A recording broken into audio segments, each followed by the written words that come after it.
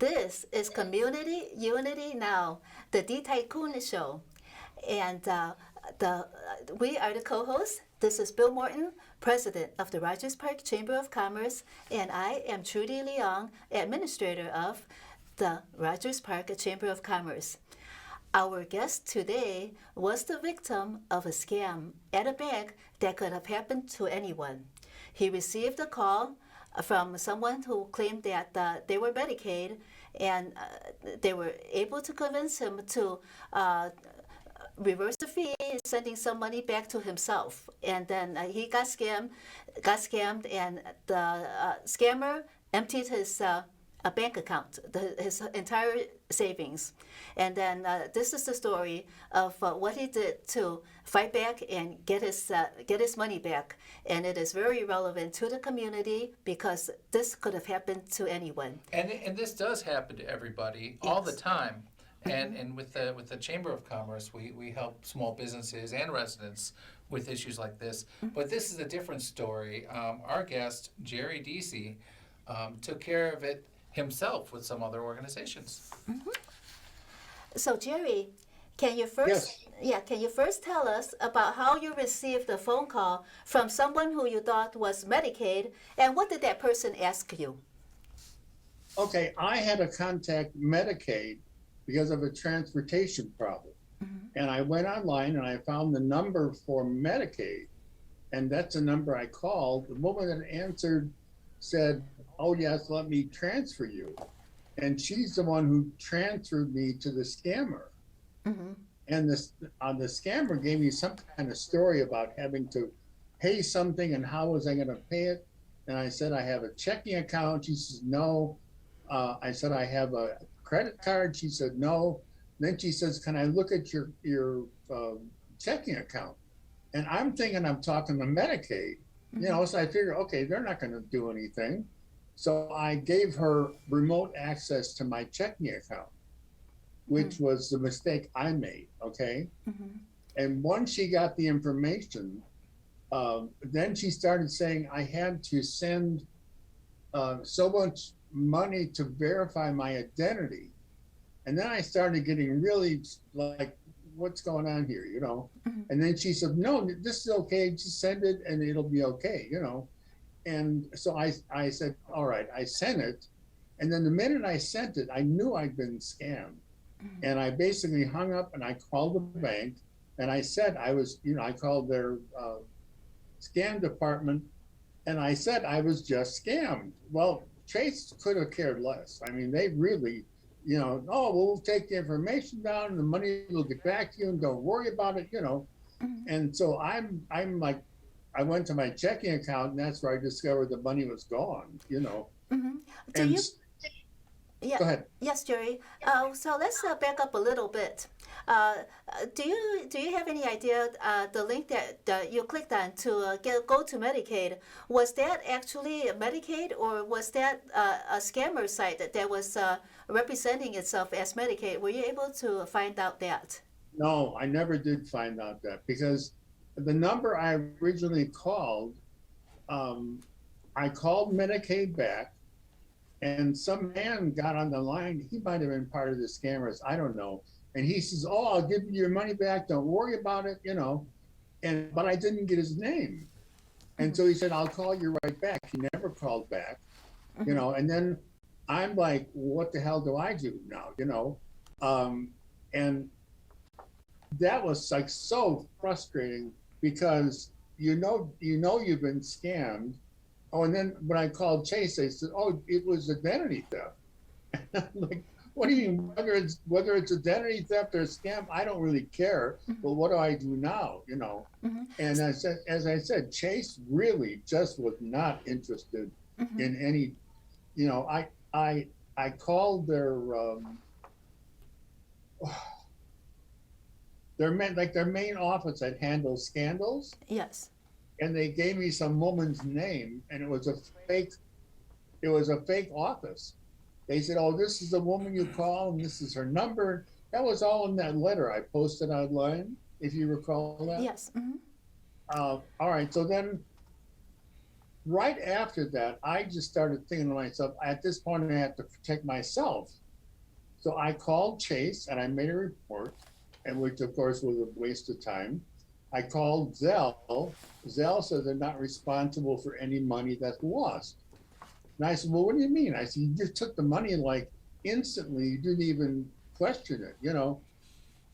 And they said, well, that's all we can do. That's all we can do. So then I called the Chamber of Commerce, and I had to send them a report. I had to call the police department. I sent them a report. There was a Chicago detective agency. I had to send them a report. And the woman did call me. Oh, and you asked about I found out later that when the money was transferred, there was actually the name of the party that got the money, I see. and there was a man and a woman, and it had their telephone number, and it had their internet address. And so I called the police back and I said, I've got these two numbers, and now it was in another state. That was the other problem, because the police detective said, we can't deal with another state. You know, it was another Chase in another state, which the money was transferred to. And how did you And- find that out? Was it through Zelle or was it through Chase that you found out that Chase had the information of the scammers? Actually, when I finally called Zelle, the person at Zelle told me where to find that information. You know, and so then I got the name, and then I think, you know, it's all kind of a blur right now, because this went on like almost a year ago. You know, and so once I had that information, I figured, okay, I'll give that to the police and they'll track it down. Again, they're not interested. They're not going to do anything. Oh, just file a report and you'll, you know. So I filed a report with the Chamber of Commerce. And then at that point, I'm thinking like, where do I go? You know, and then I talked to this detective and she said something about there is a committee in Congress which is set up to help seniors, and it was a temporary committee, but apparently they made it a permanent committee, you know. And so then I called them, and I had to send another report. Let's see, I've got my papers here. Let's see if I can give you that name of that. Oh God. No, I'm sorry, it's in here. I wanted to give you the name of that agency, you know. The committee, the name of the committee, you mean, the permanent committee? Yes. Let me put the phone down and just I don't want to take too much time, but. Okay. Yeah, you could do that. You know, Trudy, he had to go through Chase Bank scam department, Zelle, and they said they're not responsible, but they got him the information. Then a Chamber of Commerce, which didn't help him, the police department to file a report, Chicago Detective Agency to file a report, and then they found out it was out of state, and then... In other words, that the Chicago Police Department Detective Division. And then a permanent committee in Congress. Yeah, which was a temporary committee, which turned into a permanent committee because evidently there's a lot of such crimes that are committed against seniors, which made it very necessary, likely to. Oh God, I've got all this paperwork in here, and I just found it now, and I wanted to find that. Oh, Chicago Elder. Let's see. No, I see. I also tried legal aid. That was another thing I tried. There is a list of Chicago elder law, legal aid, and pro bono. Now, I also called them. Were they able to help you at all? No, they were a total waste of time. You know, and there's a whole, this page has like I would say 1, 2, 3, 4, 5, 6 different outfits that you could contact. Yes. But, you know. You contacted all of them and they were not able to help you? Is that what you're saying? Right. And these were supposed to be organizations that help the elderly that have been scammed or in any other issues as well. Right, right. Oh, and then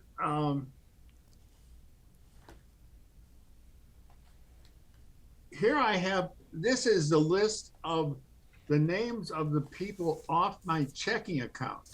Mm-hmm. Okay, it was February 17th, 2021. And there was a Willie Fletcher and a Christopher McMillan. And I guess and what they do is they don't take the money out in one lump sum. They take it out in smaller bites. Mm-hmm. And the thing was, when I originally approved, they said we need to, like she said, like $39. We need to approve and you'll get the money back. Mm-hmm. Well, I started getting suspicious when I heard that. Then she says, oh, just do it and we'll give it back to you.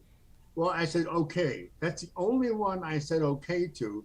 And as it turned out, they put through in my checking account, they put through 4 deductions, Mm-hmm. which total like $900. Yes. But they did it in small bites. Mm-hmm. Okay. So I guess if they do it over a certain amount, it becomes a federal thing, Yeah. a felony. Yes, because it activates the alert that too large of an amount is being transferred over the wire. So Yes, yes. And now, like, I have another one. This is the FBI report, Mhm. and was the FBI able to help you? no, And then who was it that connected you with the committee in Congress? but contact the FBI. I would say at least you, whoever is going to do this, at least they'll have a record, Mm-hmm. And Yes. I think in the end, like I have another one, an identity theft complaint form, Mhm. and then I've got another, like this is one of the letters I wrote to Chase. Mhm. And then I'm sorry, go ahead. did you say that you also contacted the state attorney general as well? Yes, I've got that, and I've got that letter here as well. And like the police department, they did it through the financial crimes unit. Mhm. That was another, it's like once you start contacting these people, they just go on and on and on, and it's like you're sort of doing this endlessly. And some days I would spend 4 hours on the phone talking to these people, Yes. Yes. and that was what was so frustrating, because when I finally I called the man in Congress. God, I wish I had that name I could give you. I don't see it here. But he said once you give him the information, that's all you have to do. I see. In other words, they would take care of it. So But they didn't. They didn't? And so then I had to call the Congressional Committee in Congress. Yes. And they're the ones who gave me the number of the unit that finally got the money settled. I see. Is there any other question I can answer that I'm, Well, actually, yes, because so evidently you found out about the committee, and then you were able. At first, you contacted your congressman's office. Likely, it was constituent services, because that's what Congress people do. They have their staff help their constituents resolve problems. That's the main. That's like the main job. There's so much to do. So evidently they tried to help you, but they weren't able to. But somehow, someone along that line, it had to be someone in that office that would have known about the committee. That's very likely where you learned about the committee, and that's probably very likely where you got the contact information Yes. for the committee, and then you contacted the committee. Which, No, I would have thought I had the letter where they finally just sent me, how did it get resolved? They finally just sent me a letter saying that the money was put back in my account, and the money came from Zelle. So the unit from the committee evidently was able to put the pressure on Zell to return the money Yes. because it was Zell that they weren't accepting responsibility, but it was them Right. that. Right. Well, But you know, the one thing you got to be aware of on this is so many of these people you talk to are not interested in helping you. They want to simply seem like, you know, I'm going to give you this information and that's all you need to do. But you can't stop there. I mean, I ended up writing, I think, 10 letters. And it was over a period of at least 4 months. And some days I was on the phone 4 hours a day.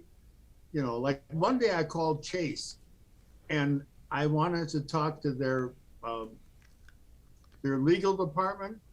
And the man on the phone basically said to me, I would need a subpoena to talk to them because they couldn't talk to me. And I'm like, what do you mean you can't talk to me? You know? He says, oh, just call Chase Fraud Department and they'll settle it. I says, they don't do anything, you know? I mean, that's a problem. You assume that these people are going to do something. And as I said, I just assumed that I was out the money, you know, and then it was like a couple of months later that finally I got the money put back in my account. And to me, it was a total shock. Hold up. Yeah, how did you get the news? Who actually informed you? How did you get the contact that who I got contacted a you? notice from the bank saying there was a deposit in my account. Mhm. That was it. And then you inquired about it, and then you discovered that it was Zell that put it back. How did you know that it was Yes. Zell? The letter I got, now I did get a letter from them, which I can't find here. I wish I could. And it did say the money came from Zell. I see. So it didn't come from Chase. And see, the thing was, you know, I think that there are 6 banks that use Zell. And what I think happened is Chase used to use their own fraud department to settle cases. And they finally decided that if they brought Zell in, it releases them from any responsibility. And the fact that Zell has in their tiny print, they're not responsible for anything, that lets Chase off the hook and that lets Zell off the hook. So, I mean, I don't know how it is today if they've reversed any of this stuff, you know. It's possible because, I mean, I think Zell is basically just a criminal organization. And they're just like, they're sort of like a cover for Chase. In other words, Chase is able to pass the buck to them. And the fact that, and in a while, I'm going to go back a couple of years. I got a letter from Chase saying that Zell was now handling their transfers, whereas before Chase used to do the transfers. And in the investigating, I found out there were 6 banks in the Midwest that use Zell.